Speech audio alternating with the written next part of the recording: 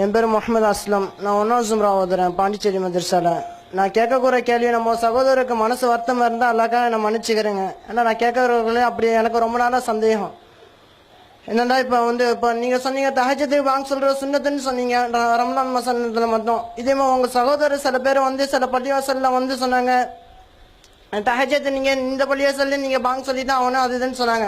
ஆனால் அந்த நம்பர்கள் உங்கள் சகோதரர்கள் தான் தௌஹீத் ஜமாத்துக்காரவங்க. ஆனால் அந்த நம்பர்கள் எப்படி இருந்தாங்கன்னா தாடி இல்லை மீசை இல்லை கரண்டை காலுக்கு கீழே ஆடைங்கிறான். நம்ம சொல்ல என்ன சொன்னாங்க, கரண்டை கால் கீழே ஆடைன்னு நரவாசிக்கு ஒரு அடையாளம்னு சொன்னாங்க. எத்தனை பேர் தாடியை சேவிங் பண்றாங்க. சகோதரர்கள் இன்னும் தாடி கட்டாய சொன்னது எவரு தாடியை வளர்த்து மீசை கத்திரிக்கவே அவர் நம்ம சார்ந்தன்னு நம்பி சொல்லிக்கிறாங்க. நீங்க சொன்னீங்க நிர்பந்த தாடிப்படையில் ஈமான் உடலாண்டு நம்பி சொல்லிக்கிறாங்களே. உங்களை துண்டு துண்டா வெட்டப்பட்டாலும் சரி, நெருங்க குதிக்கிற எண்ணெய் சட்டியில் அன்னைக்கு தூக்கப்பட்ட போடப்பட்டாலும் சரி, நெருப்புல போட நீங்க ஈமான உடவானான்னு சொல்றீங்க. நீங்க சொன்னீங்க நீங்க அவங்க பள்ளியில இடம் இல்லாதனால நபி ஸல்லல்லாஹு நபி ஸல்லல்லாஹு மைதானத்துல தொழுனாங்க அதுன்னு சொன்னாங்க. நபி ஸல்லல்லாஹு மைக் வச்சு பேசலையே, வீடியோ எடுக்கலையே, டியூப் லைட் இல்லையே, ஃபேன் இல்லையே, இதெல்லாம் பிதாஅத் இல்லையா? நல்லா புரிஞ்சுக்கிறீங்க. என்னோட சந்தேகம் என்னண்டா, தௌஹீத் அபிப்பிராயம் தௌஹீத் ஜமாத் மேல என்னோட கருத்து என்ன இருக்குண்டா, தௌஹீத் ஜமாத் விதவாயத்தை மட்டும் தான் தடுப்பாங்க, சுன்னத்தை ஏமாத்தாங்க. ஆனா விதவாயத்தை தடுத்துக்கணும் அவங்கள பல பேர் செய்யறாங்களே, அதுல என்ன இதை செய்யும். நல்லா புரிஞ்சுக்கிறேங்க. நான் கேட்ட கேள்வி ஏதாவது சகோதரர்களுக்கு எத்தனை பேர் உங்க தௌஹீத் ஜமாத்துக்காரங்க எல்லாரும் கை தூக்க சொல்லுங்க. எத்தனை பேர் தாடி இருக்குன்னு பார்ப்போம். எத்தனை பேர் ரோட்டை கூட்ட கவர்மெண்ட் ஆள் போட்டிக்குது தௌஹீத் ஜமாத்துக்காரங்க. ஒவ்வொரு தௌஹீத் ஜமாத்துக்காரங்க மட்டும் இல்ல, சுன்னத்து ஜமாத்துக்காரங்க ஒவ்வொரு இயக்கத்துக்காரங்க ரோட கூட்டிக்கிட்டு கால் தேய்ச்சிக்கிட்டு போறோம். நல்லா புரிஞ்சுக்கிறேன். நான் எந்த கொள்கையில என்னோட கொள்கை நபி ஸல்லல்லாஹு அலைஹி வஸல்லம் அல்லாஹ் சஹாபாக்களுக்கு அவங்க என்ன கொள்கை அதே கொள்கை முழுக்க பின்பற்றுறேன். கேலண்டர் பிதாத், மைக் பிதாத், வீடியோ பிதாத், கம்ப்யூட்டர் பிதாத், அதே என்னோட கொள்கை. இதுக்கு பதில் சொல்லுங்க. நீங்க சரியான பதில் சொன்னா நான் தௌஹீதுல சேர்றேன். அதாவது அவர் நல்ல உணர்வுகளை மதரசாவில் படிக்கிற மாணவராக இருக்கிறதுனால நிறைய உணர்வுகளை வெளிப்படுத்தியிருக்கிறாரு. ஒன்றுக்குமே நம்ம பதில் சொல்லணும், அவர் புரிய வைக்கணும்ல. இப்போ தௌஹீத் ஜமாத்துன்னு சொல்லக்கூடியவங்கள்ட்ட நிறைய பேரை பார்க்குறேன் தாடி இல்லை அப்படிங்கிறாரு. நாங்கள்லாம் தாடி வச்சிருக்கோங்கிறாரு. நாங்கள்ட்ட அவர் சொல்லக்கூடியது ஆலிம்சா கூட தான் அவர் சொல்றாரு. பொதுமக்கள் எடுத்துக்கிட்டீங்கன்னா தௌஹீதில் தாடி கூடவா, தௌஹீத் இல்லாமல் தாடி கூடவா? பொதுமக்கள் எடுத்துக்கிட்டீங்கன்னா தௌஹீத் ஜமாத்தில் உள்ள இளைஞர்கள் தான் தாடி வச்சிருக்காங்களே தவிர சுன்னத்து ஜமாத்தில் உள்ளவங்க தாடி வச்சிருக்காங்களா? மதரசாவுல தொப்பி ஜுப்பா தாடி வச்சா தான் அவங்க சேர முடியும். அது கட்டாயப்படுத்தி சொன்னதுனால ஆலிமா வர்றவங்க என்ன செஞ்சுக்கிறாங்க, தாடி வச்சிட்டு இருக்காங்களே தவிர பொதுமக்கள் என்று எடுத்துக்கொண்டீர்களே. ஆனால் இந்த மாதிரி இளைஞர்கள் அங்க உள்ள ஒரு 100 இளைஞர் கொண்டு வாங்க, நம்ம ஒரு 100 கொண்டு வருவோம். யார் தாடி அதிகமா இருக்கு வைக்காம இருப்பாங்க. எல்லாரும் வச்சிருக்காங்க நம்ம சொல்ல முடியல. எல்லா தௌஹீத் சகோதரர்களும் 100% கரெக்டா இருப்பாங்கன்னு சொல்ல முடியாது. நான் உள்பட யாருமே 100% கிடையாது. இருக்கிறதுல பரவாயில்லைங்கிற அளவுலாம் நம்ம இருந்துகிட்டு இருக்கோம் எல்லாருமே. இன்னும் கொஞ்சம் நம்ம மேல வரணும், அது ஒரு விஷயம். இப்ப தாடி வைப்பதை பத்தி நம்ம சொல்லுவோம். உத்தரவு போட்டு கத்தியை காட்டி என்ன செய்ய முடியாது, வைக்க முடியாது.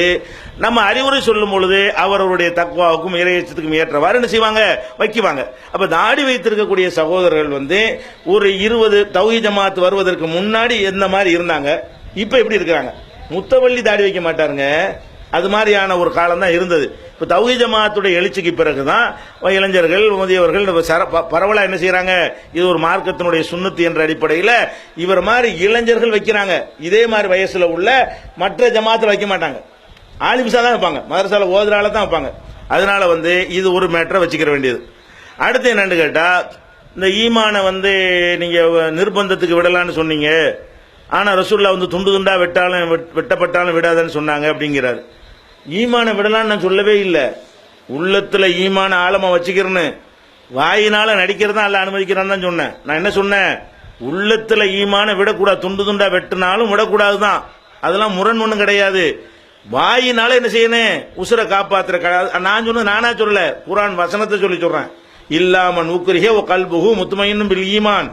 ஈமான் உள்ளத்தில் நிறைந்திருக்கும் பொழுது அதை ஆழமா வைத்துக் கொண்டு வாயினால் நிர்பந்தத்திற்கு உள்ளாகி மறுத்துட்டான்னு சொன்னா அவன் மறுக்கல, ஈமான விடலையே. அவன் ஈமான விடாமத்தான் வாயினால மறுக்க சொல்லியிருக்கு. மறுக்கிறனால தப்பு கிடையாது, அதுக்கு அனுமதி இருக்கிறது.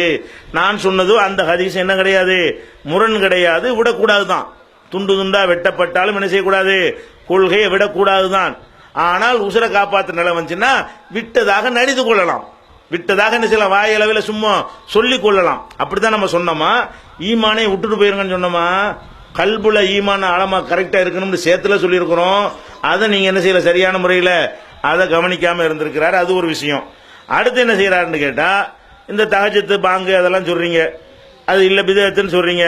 மைக்கு பிதஅத்து, அது பிதஅத்து, இது பிதஅத்து. என்ன செய்யறாரு, ரசூலுல்லாஹ் காலத்துல இல்லையில நீங்க தான் பிதஅத்து ஜமாத்துங்கிறாரு. லைட் போட்டிருக்கிறீங்க, ரசூலுல்லாஹ் காலத்துல இல்ல, அது பிதஅத்து. ஃபேன் போட்டிருக்கிறீங்க, ரசூலுல்லாஹ் காலத்துல இல்ல, அது பிதஅத்து. இந்த மைக்கு ரசூலுல்லாஹ் காலத்துல இல்ல, அப்ப ரசூலுல்லாஹ் காலத்துல இல்லாத நீங்க தானே செய்றீங்க அப்படிங்கிறாரு. அது காரணம் ஒரு முதல் வருஷம் படிக்கிற காரணத்தினால அந்த விவரங்கள் என்ன செய்யல அவருக்கு, அந்த ஹதீஸுகள் அந்த விவரங்கள் எல்லாம் அவருக்கு சென்றடையல. அவங்க சென்றடைய சொல்லவும் மாட்டாங்கன்னு நினைக்கிறேன் முன்னாடி வந்தாலும். அதாவது முதல் விஷயத்தை விளங்கிக்கிறோன்னு, மார்க்கத்தில் ஒன்றை நல்லா விளங்கிக்கிறங்க, மார்க்கத்தில் ஒன்றை கூட்டுவதுதான் பிதஅத்து. உலக விஷயங்களில் ஒன்றை கூட்டுவது என்ன கிடையாது, பிதஅத்து கிடையாது. ஒரு திக்கரை கூட்டுவது, ஒரு தஸ்பீயை கூட்டுவது, ஒரு இபாதத்தை உண்டாக்குவது, அதுதான் எது வரும், பிதஅத்து வரும். இந்த மைக்குங்கிற இபாதத்தா, மைக்கு வைச்சால் 10 நன்மை, மைக்கு வைக்காவிட்டால் 15 நன்மை கிடையாதுன்னு அப்படி ஏதாவது சொல்றோமா? இது அதிகமான பேர் இருந்தால் மைக்கு வைப்போம் கேட்கறதுக்காக வேண்டி, அதிகமான பேர் இல்லாட்டி வைக்க மாட்டோம். இதுக்கு பயானுக்கு மட்டும் வைக்க மாட்டோம், எதுக்கு வேணாலும் வைப்போம். ஒரு கூட்டத்தை கண்ட்ரோல் பண்ற கூட வைப்போம், ஒரு அறிவிப்பு செய்யற கூட வைப்போம். மைக்கு என்பது வைப்பது இபாதத்தா? ஃபேன் போட்டால் இத்தனை நன்மை, எந்த பள்ளிவாசலில் ஃபேன் இல்லையோ அந்த பள்ளிவாசல் அல்லாஹ்வுடைய முசீபத்து உள்ளது, எந்த பள்ளிவாசல் ஃபேன் போட்டிருக்கிறார்களோ அப்படிலாம் சொல்றோமா? அப்படி சொன்னா அது பிதஅத்துங்களாம். இது வசதிக்கு உள்ளது, விரும்பினா ஃபேன் போட்டாலும் அது ஒரே இதுதான். ஃபேன் வசதிக்கு உள்ளது, கரண்ட் போனா ஃபேன் இல்லாம தானே தொழுகிறோம். அது இபாதத்தா? தராவிகளை 8 ரக்காத்தை 20 ஆக்குறது இபாதத்து. தொழுகைக்கு பிறகு இல்லாத திக்ர்களை ஏதாவது உண்டாக்குறது இபாதத்து. செத்து போன ஆளுக்கு 3ஆம் பாத்தியா 7ஆம் பாத்தியா உண்டாக்குறது இபாதத்து. அது ஒரு வணக்கம், துவா. அதை சொல்லத்தான் ரசூலுல்லாஹ் வந்தாங்க, இதை சொல்றதுக்கு வரல. இதை பத்தி அல்லாஹ் என்ன சொல்றான், ஒல் ஹைல ஒல் பிகால ஒல் ஹமீரலி தர்கபுஹா வஸீனா வ யக்லுகு மா லா தஅலமூன். இறைவன் கழுதை, குதிரை, கோவேறு கழுதைகளை எல்லாம் நீங்கள் ஏறி செல்வர வாகனமாக படைத்திருக்கிறான், இது இல்லாமல் இன்னும் படைப்பான், எல்லாத்தையும் பயன்படுத்திக்கிறாங்க அல்லாஹ். இதுதான் நினைச்சுக்கிட்டு இருக்காதீங்க, இன்னும் துன்யா முழுமையாகலங்கிற அல்லாஹ். தீன அல்யௌம அக்மல்து லக்கும் தீனக்கும், தீன முழுமையாக்கிட்டேங்கிறான். தீன முழுமையாகி விட்டது, துன்யா முழுமையாகவில்லை. இந்த மைக்கை விட இன்னும் என்னமோ லட்சம் வரும், இனிமே எல்லாத்தையும் பயன்படுத்துவோம். மார்க்க வம்சத்துக்கு எதிராக வந்தா மட்டும் என்ன செய்வோம், டிவியை பயன்படுத்துவோம். ஆடல் பாடல் சினிமா கூத்து மட்டும் பார்க்க மாட்டேங்க, அதுக்கு தடை இருக்குது. எது தடை இருக்கு அதை மைனஸ் பண்ணி கொண்டு இந்த மைக்கை பயன்படுத்துவோம். இதுல உட்கார்ந்து ரெக்கார்ட் டான்ஸ் போட்டு ஆடிக்கிட்டு இருக்க மாட்டோம், அதுக்கு பயன்படுத்த மாட்டோம். அப்ப எல்லா சாதனங்களையும் பேனா வச்சுக்கிறது பிதஅத்துன்னு சொல்லக்கூடாதுங்க. இஸ்லாத்துல 2 பிரிக்கணும், இபாதத்து இபாதத்து இல்லாதுன்னு பிரிக்கப்பட்டு இருக்கிறது. இப்ப ரசூல் ஸல்லல்லாஹு அலைஹி வஸல்லம் அவர்கள் என்ன செய்யறாங்க, மதீனாவுக்கு போறாங்க. புரிஞ்சு, நிறைய ஆதாரம் இருக்கிறது. போகும்பொழுது என்ன ஆகுதுன்னா, மதீனாவில் உள்ள விவசாயிகள்லாம் அந்த மகரந்த செடி மரங்களை வெட்டி, ஆண் மரம் பெண் மரம் வெட்டி என்ன செய்வாங்க, இணைத்து விவசாயம் பண்ணிட்டு இருந்தாங்க. இது ரசூல் ஸல்லல்லாஹு அலைஹி வஸல்லம் அவங்க மக்காவுல இருந்து போனாலும் அவங்களுக்கு விவசாயம் தெரியாது, மக்காவுல இருந்து விவசாயங்கள்லாம் கிடையாது. மதீனாவில் உள்ளவங்க செய்யறதை பார்த்து உங்களுக்கு வியப்பா இருந்துச்சா, இதை விட்டுருங்கப்பா, என்னப்பான்னு கேட்டாங்க. இல்ல இப்படிதான் செய்யறோம், விட்டுருங்க அப்படின்றாங்க. லவ்லம் தஃபாலு, விட்டுருங்கன்ட்டாங்க. சஹாபாக்கள் என்ன பண்ணிட்டாங்க, விட்டுவிட்டாங்க.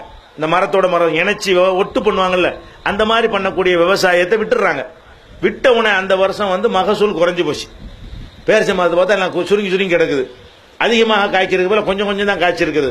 போன வருஷம் இருந்தது அளவுக்கு என்ன இல்ல, மகசூல் வரல. அப்ப ரசூல் ஸல்லல்லாஹு அலைஹி வஸல்லம் அப்படி பார்க்கும்போது மரத்தையெல்லாம் பாக்குறாங்க, ஒரு மாதிரியா இருக்கா, கேட்கறாங்க, மாலி நகலிக்கும், என்ன ஆச்சு உங்க பேரிச்ச மரத்துக்குலாம் என்ன ஆச்சுன்னு கேட்கறாங்க. அப்ப சஹாபாக்கள் சொல்றாங்க, என்ன ஆச்சு, நீங்க என்ன சொன்னீங்க, உங்க சொல்ல கேட்டு தான் விட்டோம், நாங்க ஒரு முறையில் விவசாயம் பண்ணிட்டு இருந்தோம், நீங்க தப்பு வேணாம்னு சொன்னீங்க, நாங்க விட்டுவிட்டோம் அப்படின்றாங்க. அப்ப ரசூல் ஸல்லல்லாஹு அலைஹி வஸல்லம் என்ன சொல்றாங்கன்னு கேட்டா, இதா அமர்த்துக்கும் மின் அம்ரி தீனிக்கும், நீங்க நல்லா தெரிஞ்சுக்கிறீங்க, தீன் சம்பந்தமா உங்களுக்கு நான் ஏதாவது சொன்னால் ஃபஅத்து மின்ஹு மஸ்தததும், முடிஞ்ச அளவுக்கு அதை செய்யுங்க. இதா அமர்த்துக்கும் மின் அம்ரி துன்யாக்கும், உங்க துன்யா விஷயமா நான் சொன்னேன்னு சொன்னா, அன்தும் ஆலமு பி உமரி துன்யாக்கும், உங்க துன்யா உங்களுக்கு தான் நல்லா தெரியும். நான் விவசாயம் பண்ற பத்தி சொன்னா நீங்க என்ன செய்யணும், இது இல்ல எங்களுக்கு தெரியும், நாங்க அனுபவசாலின்னு சொல்லிட்டு போய்கிட்டு இருக்கீங்க. மார்க்கத்தை சொன்னா கேளுங்க, துன்யாவை சொன்னா நீங்க உங்க இஷ்டத்தை நடந்துக்கிறீங்கன்ட்டாங்க. இந்த உரத்தை போடு, இதெல்லாம் சொல்ற ரசூல் அதுக்காக வந்தாங்க. சல்பேட் போடு, யூரியா போடு, 10 அதெல்லாம் சொல்ற ரசூல்லா வரல. ரசூல்லா சொல்றதுக்கு என்னங்க, ஹலால் ஹராம சொல்ல வந்தாங்க, இபாதத்தை சொல்றதுக்கு வந்தாங்க. அதனால இப்ப நம்ம பயன்படுத்துற பள்ளிவாசல் பேனு, லைட்டு, பேனாக வாட்சி, செருப்பு, ஆட்டோ, காரு, பஸ், 2 வீலரு, இதெல்லாம் என்ன கிடையாது, இது மார்க்கம் கிடையாது, இது வணக்கம் கிடையாது. அதை நீங்கள் இன்னும் தெளிவாக புரிந்து கொள்வதற்கு, ஒரு இறை தூதர் வராமலேயே எதையெல்லாம் தெரிந்து கொள்ள முடியுமோ அதெல்லாம் மார்க்கம் கிடையாது. இறை தூதர் வந்துதான் எதை தெரிந்து கொள்ள முடியுமோ அது மார்க்கம். இப்படி விளங்கிட்டா குழப்பம் இல்லாமல் போயிடும். இப்ப ரசூல் இன்னொன்னு சொல்றேன் பாருங்களேன், இது தெரிஞ்சுக்கிறதுக்காக வேண்டி. இது எல்லாரும் ரசூல் ஸல்லல்லாஹு அலைஹி வஸல்லம் காலத்துல அவங்க ஒட்டகத்துல தானே போனாங்க, வேற வாகனத்துல போயிருக்காங்களா? இல்ல, குதிரையில போயிருக்காங்க. இப்ப நம்ம இந்த காலத்துல ரசூல்லா ஒட்டகத்தில் போனதால் ஒட்டகத்தில் போன சுன்னத்துன்னு சொல்லுவோமா? ரசூல்லா போனது நெசம், அதை ஒட்டகத்துல போத சுன்னத்துன்னு யாராவது சொல்லுவீங்களா? சொல்ல மாட்டீங்க. ஏன்? ஒட்டகத்துல போறது வஹீனால செஞ்சது இல்ல, ரசூலுங்கிற அடிப்படையில் அவங்க செய்யல. ரசூல்லா போன மாதிரி அபூஜஹல் தான் போனான். ரசூல்லா தான் முதல்ல கண்டுபிடிச்சாங்க ஒட்டகத்துல போறத. ரசூல்லா வரதுக்கு முன்னாடியே மக்கள் நினைச்சாங்க ஒட்டகத்துல போயிட்டு இருந்தாங்க. அப்ப ரசூல்லாவும் ஒட்டகத்துல போனாங்க, ரசூல்லா எதிர்க்கிறவனும் ஒட்டகத்துல போனா. அப்ப இது ரசூல்லா 40 வயசு வரை முன்னாடி வரைக்கும் ஒட்டகத்தை யாரும் அறியாமல் இருந்து இந்த பாருங்க ஒட்டகம் இதுல நம்ம ஏறி போகணும் அப்படின்னு சொன்னாங்கன்னா அது மார்க்கம்ங்களாம். அவர் தான் தெரிஞ்சுட்டு அவங்க வர முந்தையே தெரிஞ்சுக்கிட்டுச்சே. ரசூல்லா கோதுமை ரொட்டி தான் சோறு தின்னாங்களா? அதெல்லாம் மட்டும் எல்லாரும் சோறு திங்கிறீங்க. அப்ப சோறு திங்கிறது ரொட்டி திங்கிறது சுன்னத்துன்னு யாராவது சொல்ல முடியுமா? ரசூல்லா கோதுமை ரொட்டி தானே சாப்பிட்டாங்க. அப்ப கோதுமை ரொட்டி சாப்பிட்டது சுன்னத்து, சாப்பிட்டது நெசந்தான், அது சுன்னத்துன்னு சொல்ல முடியுமா? சொல்ல முடியாது. ஏன்? அது துன்யா காரியம். ரசூல்லா 40 வயசுல ரொட்டி திங்க ஆரம்பிச்சாங்களா? 30 வயசுல சாப்பிடலையா? 20 வயசுல சாப்பிடலையா? அபூஜஹல் சாப்பிடலையா? ரசூல்லாவை தாண்டி உள்ள மத்த ஊர்காரங்கெல்லாம் சாப்பிடலையா? அப்ப அதுக்கு முன்னாடி ரசூல்லா பிறக்கிறதுக்கு 1000 வருஷத்துக்கு முன்னாடியே கோதுமையை ரொட்டியாக்கி திங்கிற பழக்கம் இல்லையா? அப்ப இது ஒரு ரசூல் சொல்லி தர்ற விஷயம் இல்ல, இது அவன் செஞ்சுக்கிறது. பிரியாணி ஆக்குறோம், உடனே பிரியாணி பிதத்து. ஏன் பிதத்து? ரசூல்லா பிரியாணி செஞ்சார்கள் கேட்கக்கூடாது. ஏன்? இதெல்லாம் ரசூல் வேலையா? இதுக்கா ரசூல் அனுப்புறான்? ரசூல் அனுப்பி பிரியாணி எப்படி செய்வது, குஸ்கா எப்படி செய்வது, சர்பத் எப்படி போடுவது, இதுக்கா ரசூல்லா வர்றாரு? அவர் எதுக்கு வருவாரு? இறைவனை எப்படி வணங்குவது, என்ன மாதிரி செஞ்சா அவனுக்கு பிடிக்கும், அவன் எதை நம்மள்ட்ட இருந்து விரும்புகிறான், அதை சொல்லி தருவார். அது மாதிரி உலகத்துல என்ன சொல்லுவாங்கன்னா, உலக விஷயத்துல எதை மட்டும் சொல்லுவாங்கன்னா, எல்லாம் உனக்கு உள்ளதாப்பா, இது வேணான்னு ஹராம் மட்டும் சொல்லுவாங்க. எல்லாம் ஹலால் தான். உலகத்துல அவங்க சொல்வதா இருந்தா எதை சொல்லுவாங்க? எல்லாம் தின்னு, பண்ணி திங்காத, செத்து போன ஆட்டை திங்காத, சாராயத்தை குடிக்காத, இது மாதிரி ஹராம என்ன செய்வாங்க? சொல்லுவாங்க. அவ்வளவுதான் ரூலை தவிர இதான் இறை தூதர்ங்கிற முறையில சொன்னது. அது வேற ஒண்ணும் கிடையாது. இதை விளங்காம என்ன செய்யறாங்க? எல்லாம் பிதத்துங்கிறாங்க. தம்பி இன்னும் கொஞ்சம் நல்லா டீப்பா என்ன செய்யுங்க, நல்லா ஆய்வு பண்ணா உங்களுக்கு விளங்கும். மார்க்கத்தை மேலோட்டமா என்ன செய்யறாங்க சொல்லி தௌஹீத் தான் நீங்க என்ன விளங்கிட கூடாது. இந்த ஆட்களை வச்சுலாம் நீங்க பார்க்க கூடாது. இதுல எல்லாம் சுன்னத் ஜமாத்தை இருந்து வந்த மக்கள் தான். படிப்படியா தௌஹீத் நுழையுது, முழு தௌஹீத் நுழைஞ்சு தாட்லாம் வச்சிருவாங்க. அங்கே தானே வர்றாங்க. தௌஹீதா யாரும் இறக்கப்படலையே, எல்லாம் அங்கதானே இருந்தாங்க. மதுஹப்ல, தரிகாவுல, தர்காவுல தான் 2 பேர் இருந்திருப்பாங்க. அதுல இருந்துட்டு செய்யறாங்க படிப்படியா. முதல்ல தர்கா மட்டும் விடுவோமேன்னு வருவாங்க, அப்புறம் கொஞ்சம் பயான்லாம் கேட்டு மதுஹபை விட்டுருவோமேன்னு வருவாங்க, அப்புறம் கொஞ்சம் பார்த்து படிப்படியா அப்படி என்ன செய்வாங்க, கொஞ்சம் நல்லா ஊறி போனோம்னு தாடி வச்சிருவாங்க. ஆனா யார் கட்டாயப்படுத்தியோ மதரசாவில் கம்பல் பண்ணி தான் நிறைய பேர் வைக்கிறாங்க. அப்படிலாம் வைக்கிற மாதிரிலாம் கிடையாது. அவங்களா விளங்கி வைப்பாங்க. வந்திருக்கிற செலவு வைத்திருக்கிறார்கள் சொன்னா அதனுடைய அவசியம் இன்னும் உங்களுக்கு விளங்கல. அதுக்காக அவங்க செஞ்ச நல்லது மறுத்த முடியுமா? அவங்க தர்கா விட்டு விடுபட்டது, சிறுக்குல இருந்து விடுபட்டது, அதெல்லாம் மறுக்க முடியுமா? சரி, தாடியை வச்சுக்கிட்டு அது விபச்சாரம் பண்ணிட்டு இருந்தா அதுக்கு என்ன பண்ணுவீங்க? அது மாதிரி தான் இது. அதான் ஒருத்தன் இது இருந்து அது இல்லாம இருக்குமே. எத்தனை தாடியை வைத்துக் கொண்டு வேற மாதிரியான சில்மிசம் பண்ணக்கூடிய ஆளுக்கு நம்ம பார்க்கத்தானே செய்யறோம். அதனால என்ன செய்யக்கூடாது? தாடியை வச்சுக்கிட்ட மதரசாவில் பணியாற்றக்கூடிய அஜர்த்துமா மூளைமார்களை சில்மிசம் பண்ணி நிறைய மாற்றாங்கன்னு அதுக்கெல்லாம் சொல்ல முடியுமா? அதுக்காக வேண்டி அப்படி சொல்லக்கூடாது. அது அந்த மனிதனுடைய தப்பு. அந்த மனிதன் மார்க்கத்தை சரியா புரிஞ்சுக்கல, அப்படி எடுத்துக்கணுமே தவிர. அதனால எங்க மக்கள் என்ன செய்வாங்க, நீங்க சொன்ன மாதிரி குறை உள்ளவங்க நாங்க மறக்க மாட்டோம், இருக்காங்க, கண்டிப்பா இருப்பாங்க.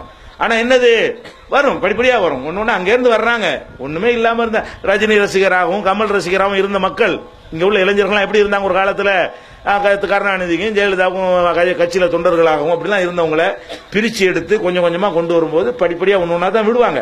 அதனால அவர் கேட்டதுனால என்ன செய்யுங்க, நல்ல கேள்வி கேட்டார்ல, இதுக்காண்டி சீக்கிரமா என்ன செய்யுங்க, அதை ஆழமா பதிய வச்சு அவர் சொன்னதை அமல்படுத்திக்கிறீங்க. சொன்னதான தாடியெல்லாம் வைங்க, நாளைக்கு ஒரு கேள்வி கேட்காலும் ஆயிக்கிறீங்க. சரியா?